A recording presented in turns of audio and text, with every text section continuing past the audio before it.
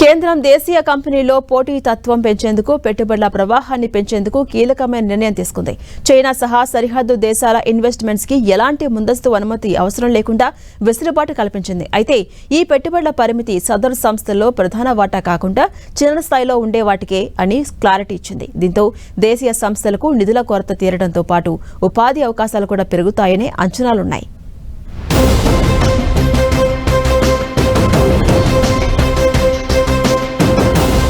China ఎఫ్డీఐలకు ఆహ్వానం పలికిన భారత్ 2020 నాటి ఆంక్షలు ఎత్తేస్తూ నిర్ణయం. ప్రభుత్వ అనుమతి తప్పనిసరి నిబంధన రద్దు.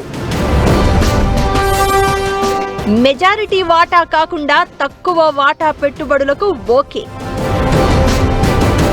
భారత్ తాజాగా తన పెట్టుబడులకు సంబంధించి ఓ కొత్త సవరణ చేసింది. 2020లో పెట్టిన ఓ నిబంధనను సవరించింది.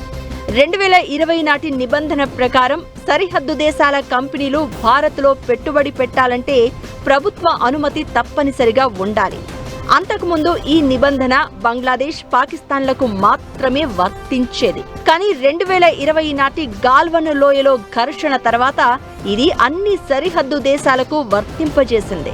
దాంతో భారత్లో చైనా అతిపెద్ద పెట్టుబడిదారుగా నిలిచింది.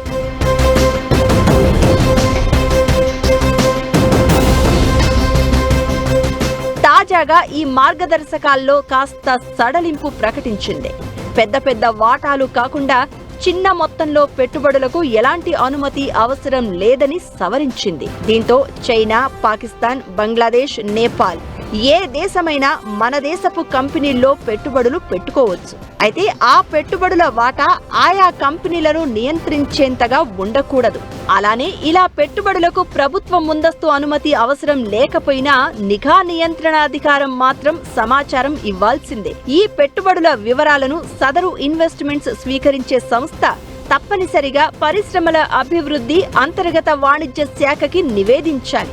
అలానే ఇలా పెట్టిన పెట్టుబడులను ఎలక్ట్రానిక్ పెట్టుబడి వస్తువులు, విడి భాగాలు, పాలిసిలికాన్ వంటి నిర్దిష్ట రంగాలలో పెట్టుబడి ప్రతిపాదనలను 60 రోజులలోపు ప్రాసెస్ చేసి నిర్ణయిస్తారు. అలానే ఇంగోట్, వెఫర్ వంటి ఇతర ప్రత్యేక రంగాల జాబితాను కేబినెట్ కార్యదర్శి ఆధ్వర్యంలోని కార్యదర్శుల కమిటీ సమీక్షించి సవరించవచ్చు.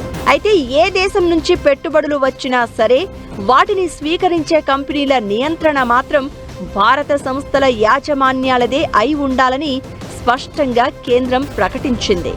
దేశంలోని పెట్టుబడులను అలానే పోటీతత్వాన్ని పెంచేందుకే ఈ సవరణ చేసినట్లు కేంద్ర వర్గాలు చెప్తున్నాయి.